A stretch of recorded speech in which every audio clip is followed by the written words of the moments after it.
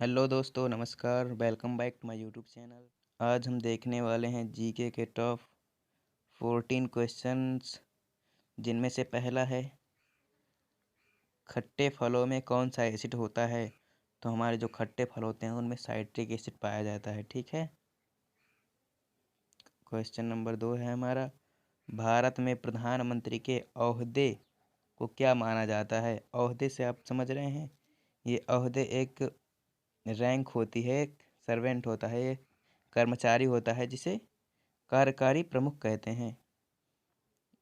जिसे जिसे क्या कहते हैं, कार्यकारी प्रमुख कहते हैं। तो प्रधानमंत्री के ओहदे को क्या माना जाता है, कार्यकारी प्रमुख। यह एक रैंक होती है, ऑफिसर की एक रैंक होती है। ठीक है। क्वेश्चन नंबर 3 है हमारा, ताजमहल बीबी का मकबरा एतमाद उद दौला किस चीज़ के स्मारक थे। जो ताजमहल बीबी का मकबरा बनवाया था, तो वो किस चीज़ के स्मारक थे, जो मृत जीवों के स्मारक थे। ठीक है। नेक्स्ट क्वेश्चन है हमारा, सम्राट अशोक किसका उत्तराधिकारी था। ये बहुत इंपॉर्टेंट क्वेश्चन है हमारा। सम्राट अशोक किसके उत्तराधिकारी थे। तो सम्राट अशोक बिंदुसार के उत्तराधिकारी थे। ठीक है। सम्राट अशोक किसके उत्तराधिकारी थे। तो सम्राट अशोक बिंदुसार के उत्तराधिकारी थे। और बिंदुसार किसका उत्तराधिकारी था, तो चंद्रगुप्त मौर्य का। बिंदुसार किसका उत्तराधिकारी था, चंद्रगुप्त मौर्य का। ठीक है। यानी कि बिंदुसार के बेटे थे अशोक और चंद्रगुप्त के बेटे थे बिंदुसार। चंद्रगुप्त के बेटे कौन थे, बिंदुसार। और बिंदुसार के बेटे कौन थे, बिंदुसार के बेटे थे अशोक। ठीक है। नेक्स्ट क्वेश्चन की तरफ चलते हैं। हमारा पास, संविधान सभा को पहली बार कब संशोधित किया गया था। तो यह संविधान सभा को कब संशोधित किया गया था, 1950 में। ठीक है। अगला क्वेश्चन क्या है हमारा, रॉलेट एक्ट को किस वर्ष लागू किया गया था। तो ये कब लागू किया गया था, 1919 में। रॉलेट एक्ट को कब लागू किया गया, 1919 में। क्वेश्चन हमारा क्या है, महाराणा प्रताप के बुलबुल को क्या कहते हैं। महाराणा का बुलबुल किसे कहते हैं। तो महाराणा प्रताप का एक घोड़ा था, आपने सुनी होगी इनकी कहानी। महाराणा प्रताप का एक घोड़ा था जिसका नाम था चेतक। ठीक है। क्या नाम था उसका, चेतक नाम था। तो उसे महाराणा प्रताप का बुलबुल कहा जाता था। मतलब अपने घोड़े को महाराणा प्रताप जी क्या कहते थे, बुलबुल बुलाते थे। ठीक है। उनका नाम था चेतक। नेक्स्ट क्वेश्चन है हमारा, 8वां क्वेश्चन क्या है हमारा, बॉक्सर इवांडर होलीफील्ड को किस नाम से जाना जाता था। तो बॉक्सर इवांडर होलीफील्ड को क्या किस नाम से जाना जाता था, द रियल डील। किस नाम से जाना जाता था, द रियल डील। अगला क्वेश्चन है हमारा, सिंधु घाटी सभ्यता का बंदरगाह कहाँ पाया गया। कहाँ पाया गया था सिंधु घाटी का बंदरगाह, लोथल में। कहाँ पाया गया था सिंधु घाटी का बंदरगाह, ये पाया गया था हमारे लोथल में। और सिंधु घाटी को हम हड़प्पा सभ्यता भी कहते थे। क्या कहते थे, हड़प्पा सभ्यता। क्या कहा जाता था इसे, हड़प्पा सभ्यता। यहाँ पर दो स्थल प्रमुख थे। कौन से दो स्थल प्रमुख थे, एक तो था मोहनजोदड़ो, मोहनजोदड़ो। ठीक है। और दूसरा था हड़प्पा।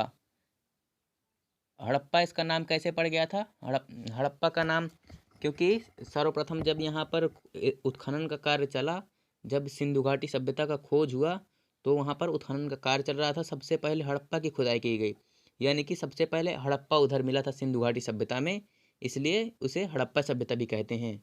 और सिंधु घाटी सभ्यता इसलिए कहते हैं क्योंकि हड़प्पा सभ्यता के पास में सिंधु नदी थी, इसलिए इसे सिंधु घाटी सभ्यता कहा जाता था। ठीक है। तो ये बंदरगाह कहाँ मिले थे, लोथल में मिले थे। ठीक है। अगला क्वेश्चन हमारा, जैन धर्म में महावीर को क्या माना जाता था। जैन धर्म में महावीर को क्या माना जाता था, वास्तविक संस्थापक। जो कि इन्हें नहीं माना जाता, कौन थे वास्तविक संस्थापक, कौन थे, ऋषभदेव। ठीक है। ऋषभदेव थे इसके वास्तविक संस्थापक। परंतु ये महावीर महावीर जी चौथे तीर्थकर थे, परंतु इन्हें कई बच्चे वास्तविक संस्थापक मानते हैं, जो कि यहाँ पर गलत है हमारा। तो यहाँ पर कौन माना जाता था जैन धर्म के वास्तविक संस्थापक, कौन थे, वो थे ऋषभदेव। कौन थे, ऋषभदेव। याद रखना ये क्वेश्चन। और आशा है आप समझ गए होंगे कि जैन धर्म के वास्तविक संस्थापक कौन थे, ऋषभदेव, और इसमें तीर्थकर थे महावीर प्रसाद जी। क्या है हमारा, ठीक है, मगध के उत्थान के लिए निम्न में से कौन सा शासक उत्तरदायी था। तो जो मगध था वो 16 महाजनपद थे वहाँ पर मगध में।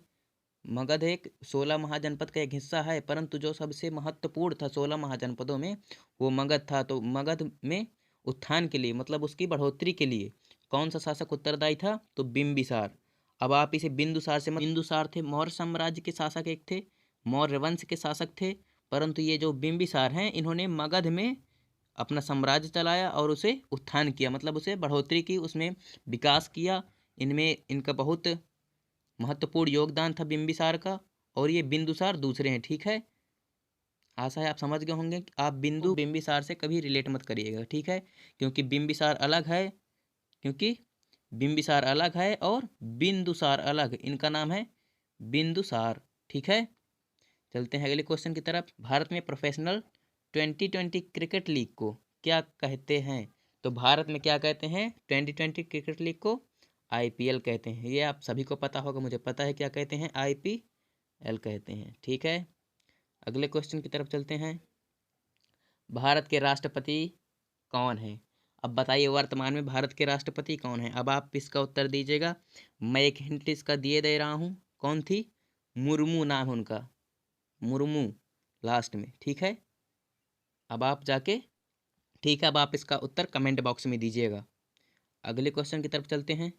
सचिन तेंदुलकर को हाल ही में किस खिताब से नवाजा गया। सचिन तेंदुलकर को हाल ही में किस खिताब से नवाजा गया। तो इन्हें क्या, कौन सी उपाधि दी गई थी, पद्म भूषण, पद्म भूषण खिताब से नवाजा गया, ठीक है। चलते हैं अगले क्वेश्चन की तरफ। क्वेश्चन नंबर 15वां। ISRO के हेडक्वार्टर्स कहाँ हैं। तो ISRO के हेडक्वार्टर्स कहाँ हैं, बेंगलोर में, ठीक, कहाँ है ये, बेंगलोर में, ठीक है।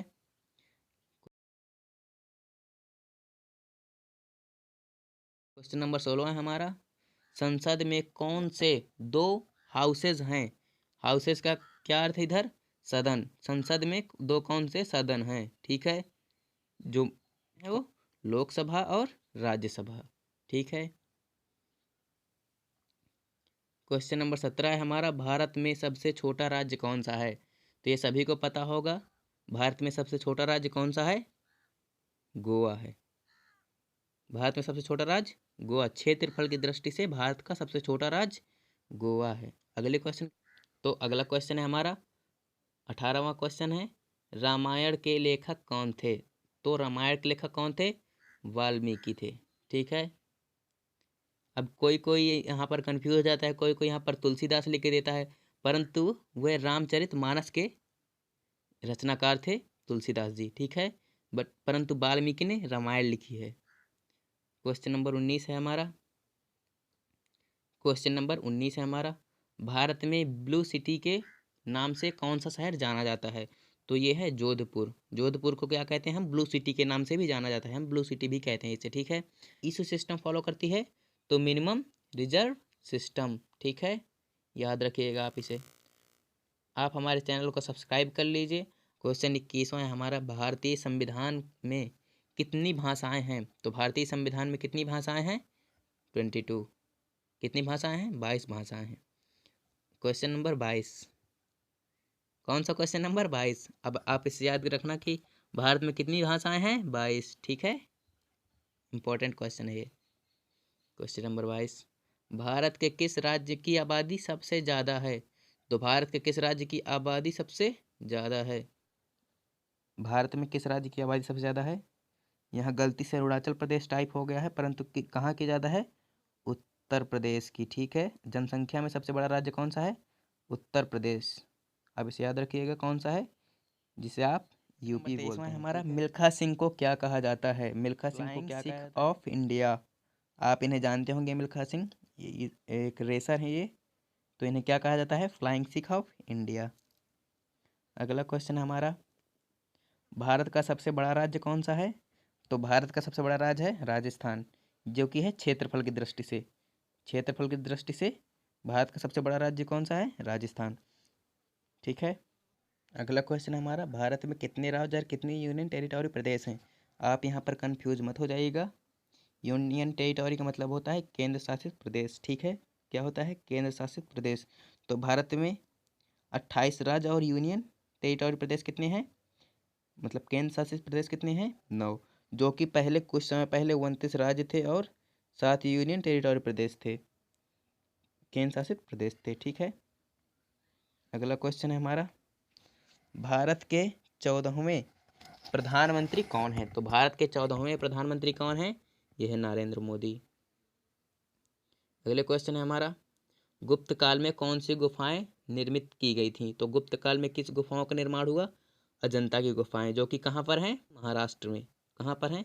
महाराष्ट्र में, ठीक है, याद रखिएगा आप।